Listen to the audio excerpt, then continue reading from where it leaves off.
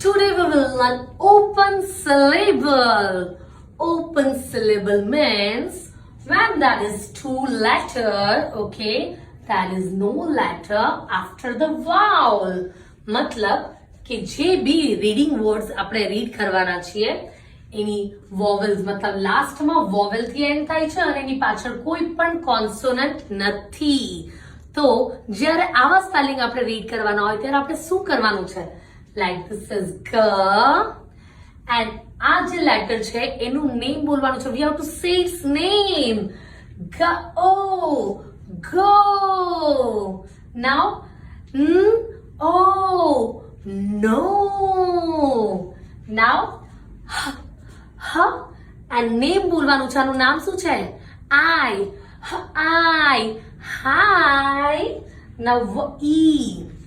વ એન્ડ આનું નેમ બોલવાનું છે. સાઉન્ડ નહીં, એ નથી બોલવાનું. વ ઈ. વી. મ ઈ. મી. હ ઈ.